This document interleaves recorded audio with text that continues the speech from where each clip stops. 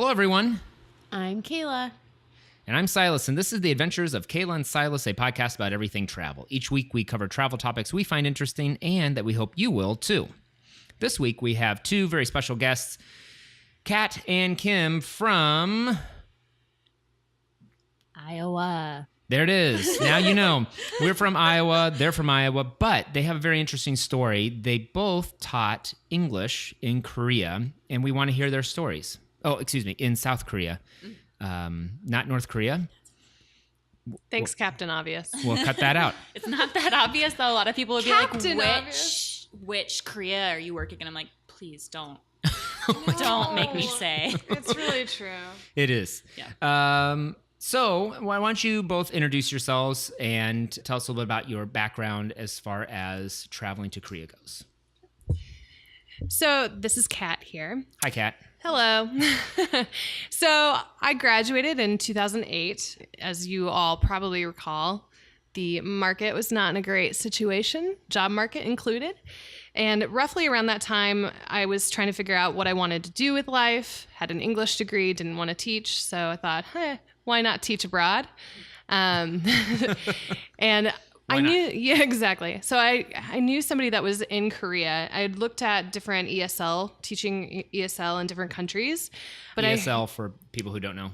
Oh, English as a second language. Cool. But I just kept finding horror stories online. And so I told myself, if I'm going to teach abroad, that I wanted to go someplace reputable. I wanted to go someplace where I trusted that I wasn't going to fall into some trap or some lair or some workhorse company. And I ended up posting on Facebook, like, I need a job, get me out of here, basically. And a friend of a friend commented saying, come to Korea. And really that's how it started. That's how I got there. So that's super cool. Hi, this is Kim. I knew that Kat and some of our other friends were in Korea, and my husband and I had both kind of been told by our bosses that, like, hey, we don't know if we're going to be open 6 months from now. And so we thought we need to find something ASAP. And our friend Kate, who we both know and who was also in Korea, was like, you could do this. And my background is poli-sci. And so I was like, no, I cannot do this. But so my husband was also an English major. So he's like, I could. And so I went and got a English as a foreign language certificate in Denver over like a long weekend and a lot of online classes. Yeah.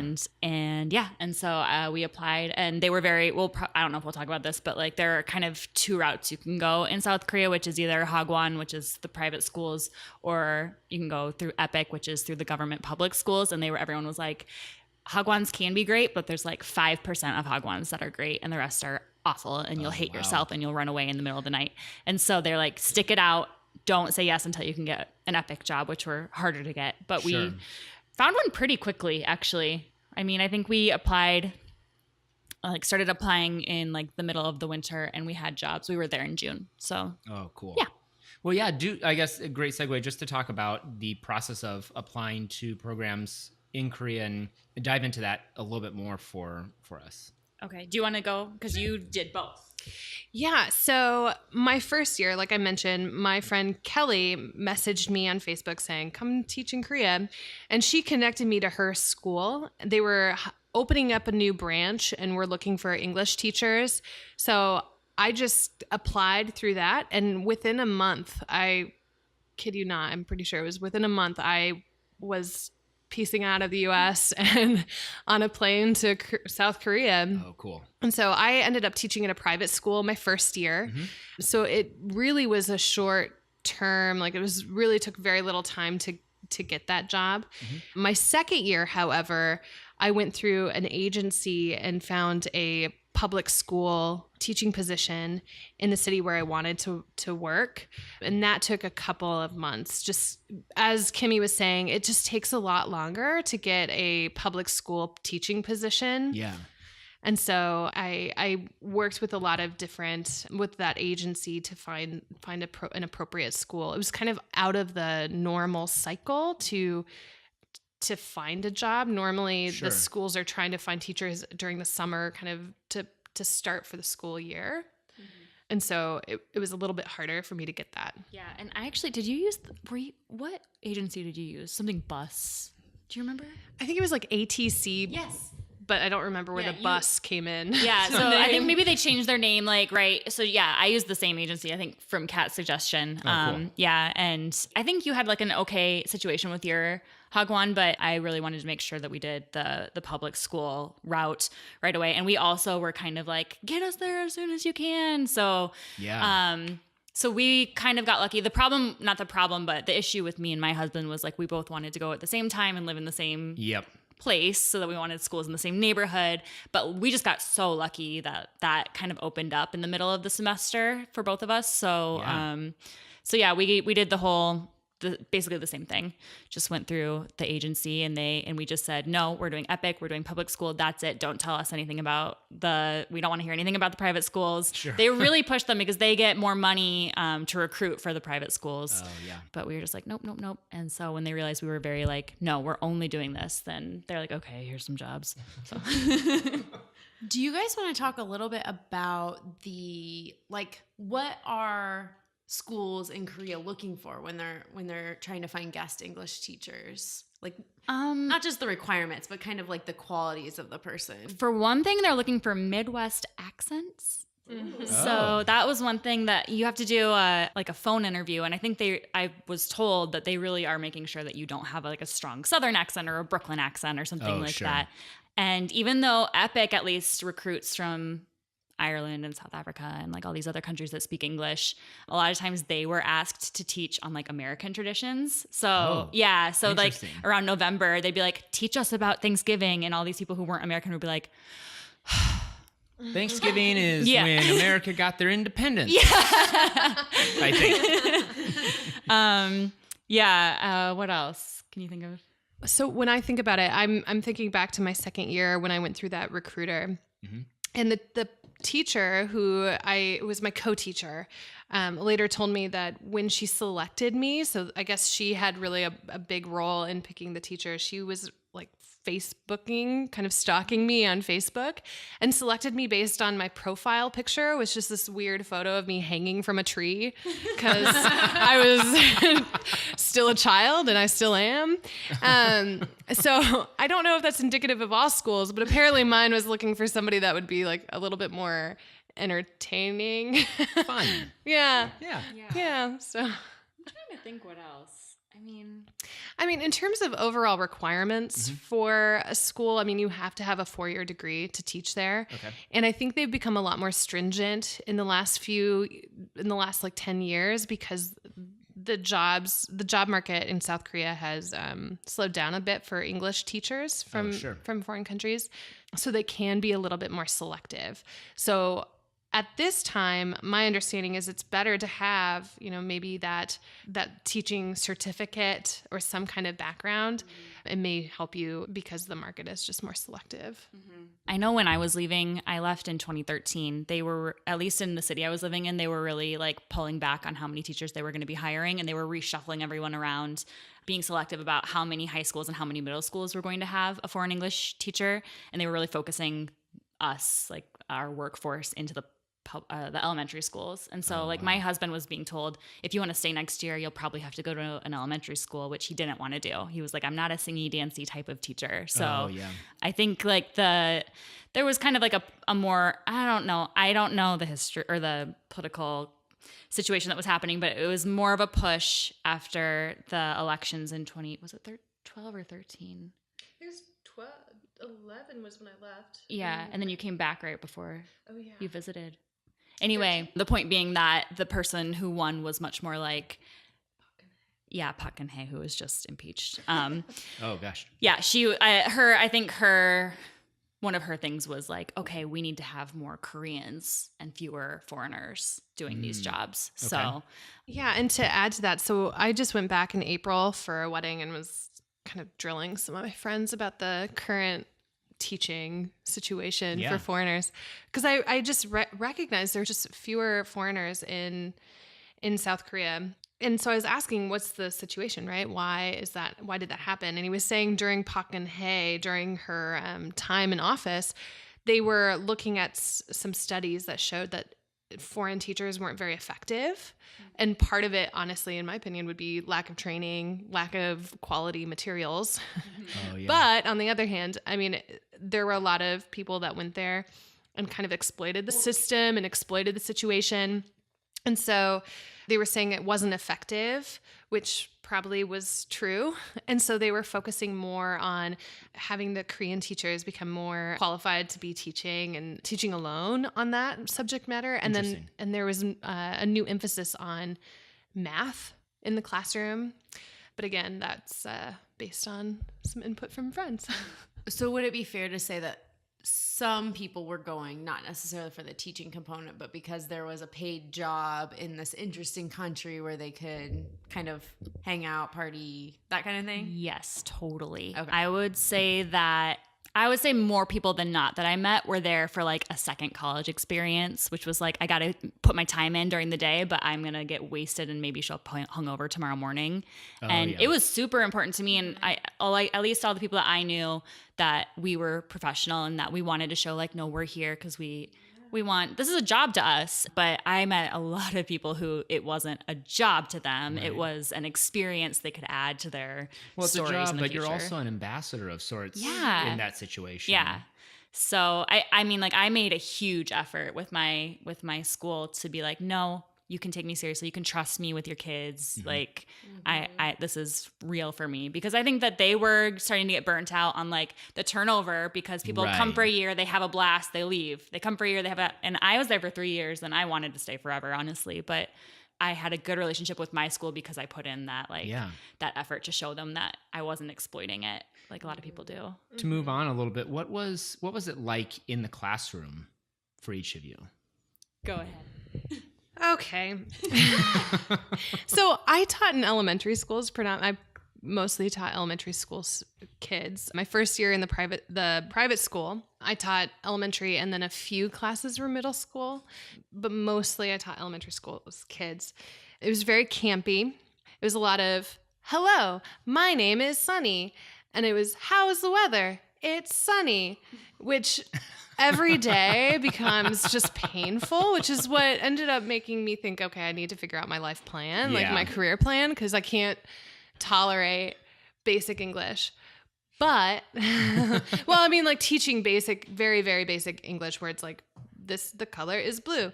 I needed something a little bit more challenging. But I really loved the interactions with the students. So I would have some students that I would see behavioral issues at the beginning, and then suddenly or progressively over the course of the year, they would be interacting and actually presenting in front of the class instead of being disruptive. And so those were the moments for me that I realized like there's value in what I was doing. And I did take it seriously, as Kimmy was saying. It's just, it wasn't necessarily your passion to teach that grade level. Yeah, it was not my life calling. not I think elementary. I think we all find that with our first jobs. Or most of us find that with our first jobs. Mine was like a little bit backwards in that I didn't ever want to be a teacher, and I had nothing to do with English as far as my background, but I really fell in love with the job and like kind of wanted to consider staying there forever and keep teaching. It's definitely campy, and it definitely can In what grade level did you I was also doing elementary school, but I think that, I don't know what your situation was like, but I had one really, really great co-teacher, and we worked together very well, and she trusted me pretty quickly, and she gave me a lot of responsibility. I had a couple other co-teachers over the course of my time in that school who either didn't trust me or didn't really want me in the classroom. They just had to have me there. And so I just sat in the corner and I was a parrot. They'd just turn to me and be like, you say the word now. And then I'd say the word and they'd repeat after me. And it was so boring and mind numbing. So when I was with Ji-eun, everything was great and I loved it. She let me do my own lesson plans and let me like come up with games and things. And it was really fun. And then I think it was like, if you were in a school where you had more teachers like my other co-teachers, that's a reason, even if you came in with the best of intentions, you wouldn't last longer than a year in the system. But luckily I had a really, really, really good co-teacher, and it made all the difference for sure. Yeah. That's super cool. So outside the classroom, let's move beyond that a little bit. Just your time in Korea. I guess you did some traveling, I would assume.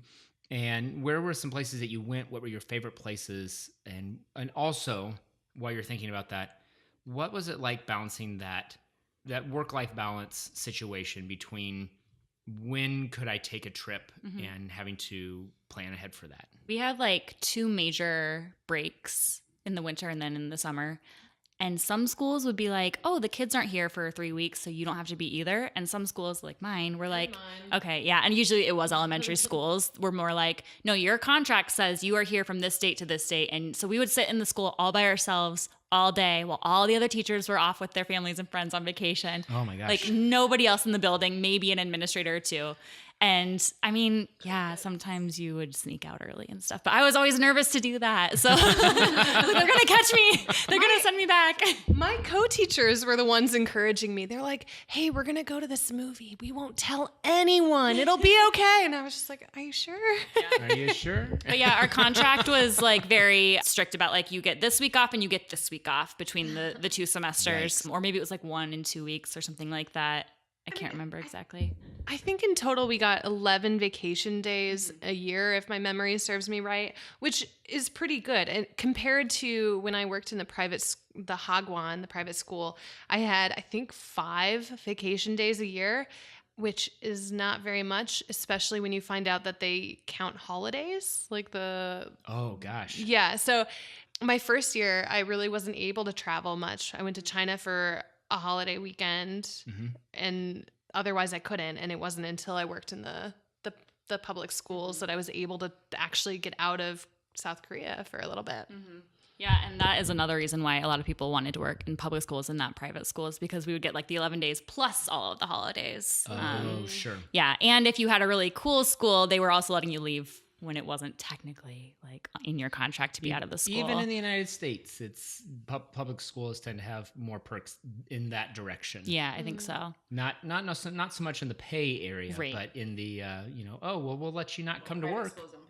Yeah, they don't. true. Yeah, that's true. Education, who needs it? But back to your question, I went to Japan. That's actually the only country I visited. The city we lived in, Busan, was like just like a hop, skip, and a jump over to Fukuoka, Okay. Japan. And I went there with a friend one summer, just a long weekend. We couch surfed, and we met a girl who she had been in the JET program, which is like the same thing in Japan. And she'd been doing it for 5 years. She spoke fluent Japanese. And so I went and visited her. She came visit me. Like we became pretty good friends. And so I just went back and cool. forth that way. And it was really fun. I mean, Japan and Korea are totally different from each other. Yeah. Like night and day different from each other, which I wasn't really expecting. But it was like, just, yeah. I don't know. You went to Japan. I didn't do a lot of traveling because I was trying to pay off my student loans. Like I had this big goal of like, and I did.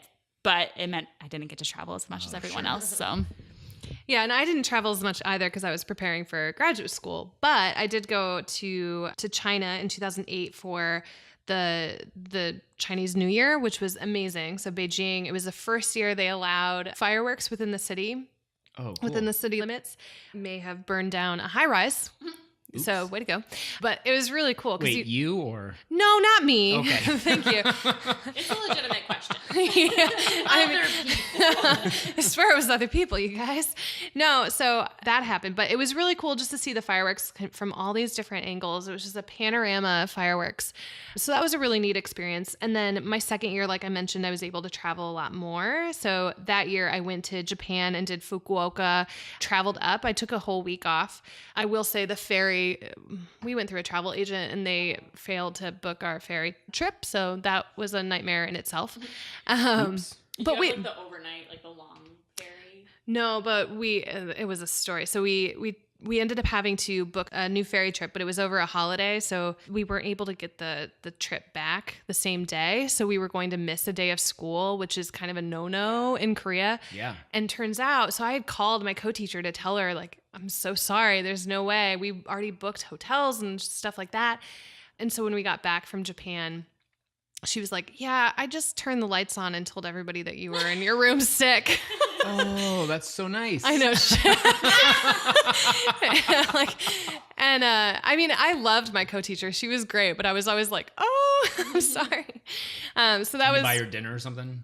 Oh, I mean, I'm sure I I hope I paid Miss Yu back. She was great.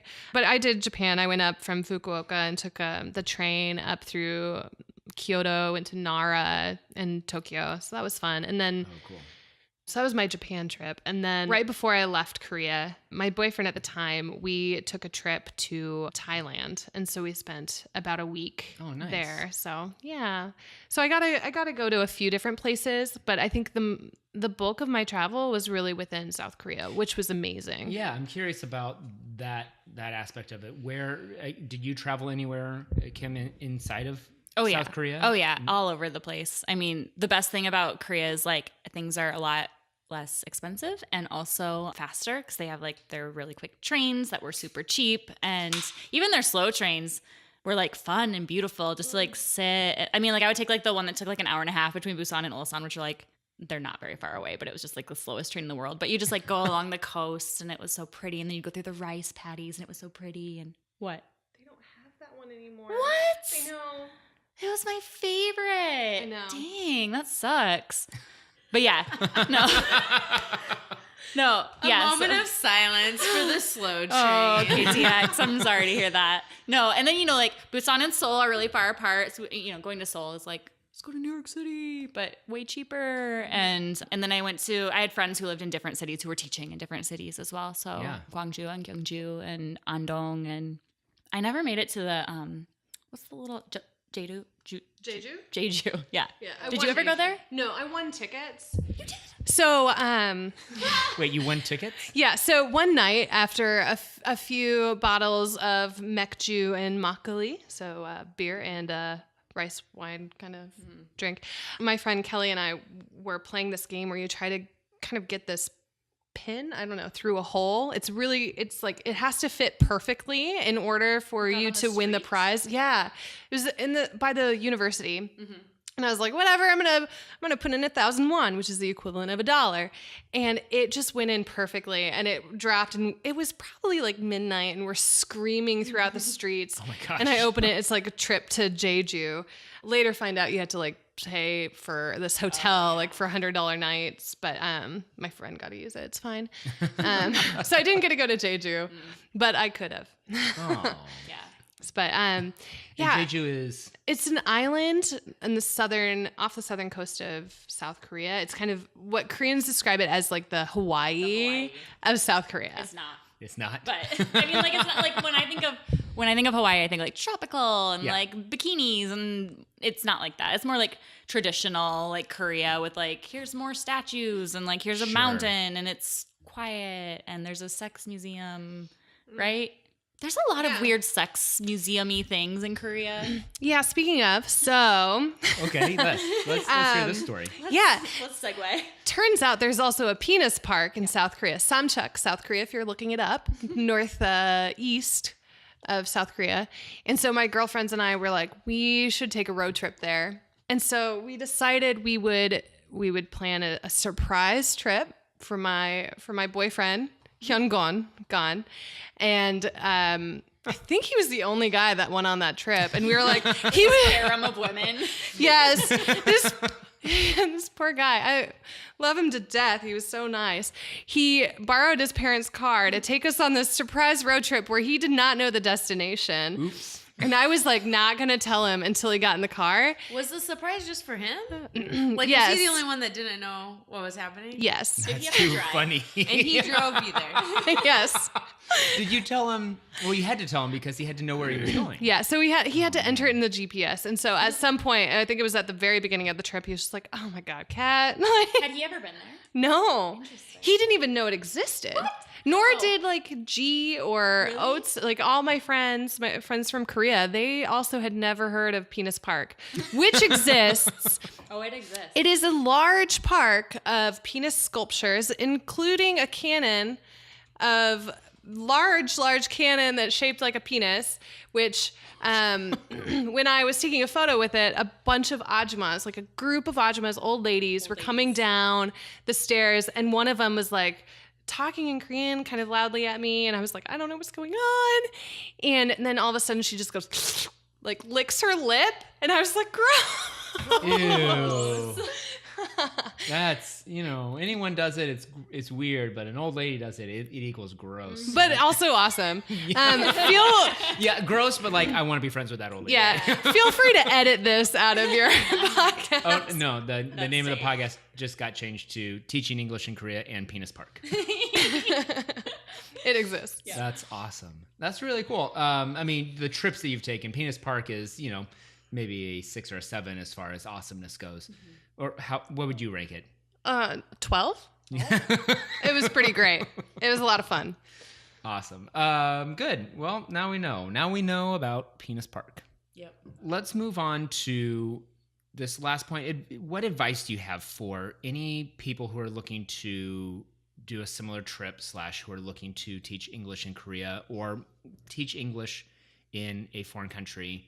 What advice do you have for these people? Take it seriously. I would say, as we've mentioned, you're ambassadors of your country, of your culture. You are representing maybe your institution. Every time you say, I went to Iowa State University or wherever you went, you're representing your state, you're representing your school. I met so many people that were just there to party and have a good time, which fine. But I also, I respected the people that took it seriously.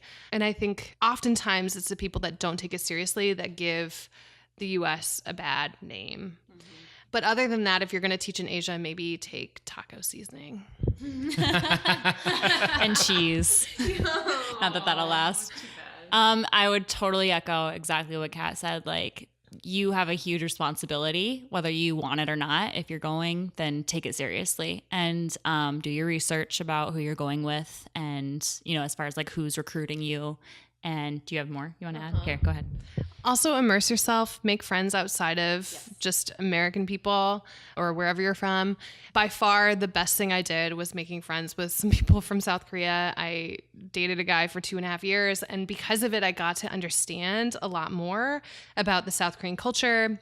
I was able to really feel connected to the community, and really South Korea just has, for a really long time, felt like a second home. So, I mean, really, the experience is what you make of it. So make it a good one, right? Yeah. And that's also what I was going to say is don't just see it as like a stopping point, but like really try to immerse yourself in it and make friends, not just with people from your home country, but I mean, I made friends with people not just from my home country and South Korea, but all over the world. While I was there, I made an effort because it is easy to kind of fall into like, oh, you're going through the same thing as me and you remember what it was like back in Iowa or back in America.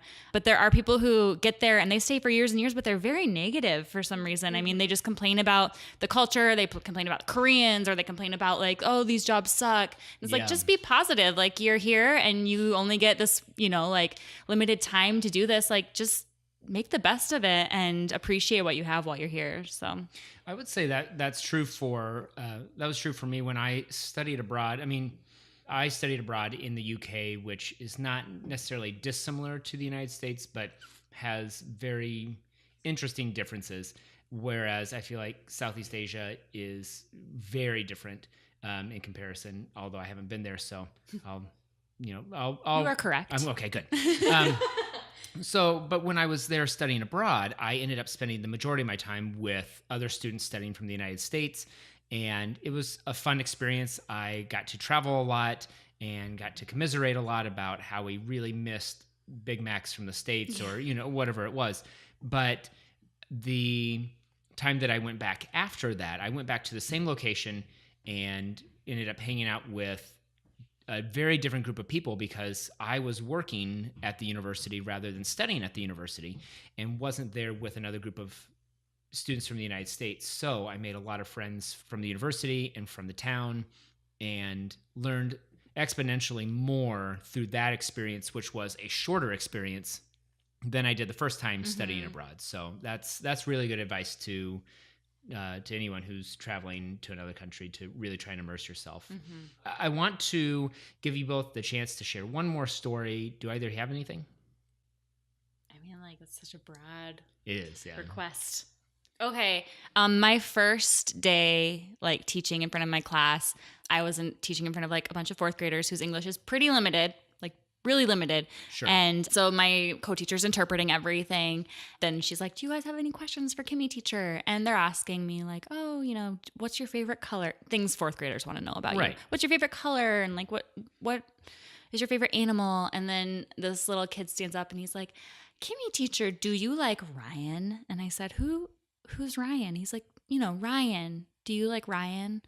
And I like looked at my co-teacher and I'm like, who's Ryan? And we like look at the kid again and he goes, Ryan, rawr, Ryan. And I was like, oh God, you're so cute. I love you so much. But I was like, don't laugh. But I was like, nope, I'm laughing. Like, I do like lions. Thank you. I loved that job so much. They're gosh, so that's cute. awesome. Yeah. Oh my God. Limited English for fourth graders, even in the United States, I think is the truth. Yeah. Nothing beats like broken English. That's awesome. I love it. That's super fun. Hold on. It's hard. Mhm. And Kat's birthday. Oh no! I've told this story so much. I haven't heard it. I haven't heard. Really? Well, Okay. they Well, haven't it's heard not a good travel story, and it's not really a teaching moment, but it's by far the most told story of my time in South Korea. In that, it was my birthday. Well, it was roughly my birthday, and it was roughly my. I was saying goodbye, so it was my farewell party.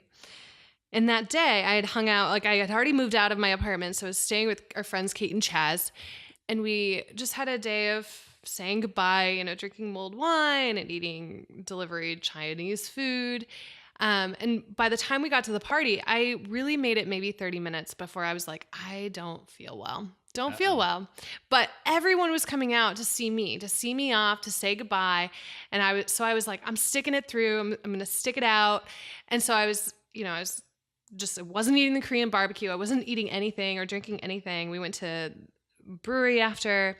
Everyone was like hugging me goodbye, and I was like really just hanging out by the bathroom a lot. Like no one knew what was going on. Like I was just like, no, I'm just gonna walk them to the door. It's fine. And finally I got to the point of like I gotta go, right? I gotta go, and the only way out of this building was an elevator. Like great city code, right? And so, you know, like when you're not feeling well and that happens. And my friend Aaron comes in for a hug to say me goodbye, and I had to like push him away and just like I barfed in the entryway of this giant building and was horrified. I clearly had gotten food poisoning because this was not anything else. Like I had gotten food poisoning, and I was like on the side just feeling miserable. And then these guys walked out of this building just looking really dapper in their like 3-piece suits basically. And one guy walks through it and slips and almost falls and was like, ah! And all of his friends were like horrified, yelling and then laughing really hard. And then all of my friends were laughing, and so they started high-fiving, finding it hilarious. Meanwhile, I'm on the side like crying because this is the most embarrassing moment of my life. But in hindsight, I tell that story way too much. That is awesome. This was a really fun show. I really appreciate both of you coming out. As always, we ask that any of you leave any questions that you have in the comment section below, or if you have a specific question, feel free to email us directly or connect with us on social media. Our email address is kaylandsilas@gmail.com, or you can follow us on Facebook, Twitter, Instagram, and Pinterest by searching Kayla and Silas. Once again, I'm Kayla. and I'm Silas, wishing you luck on your upcoming adventures. Bye. Bye. See ya!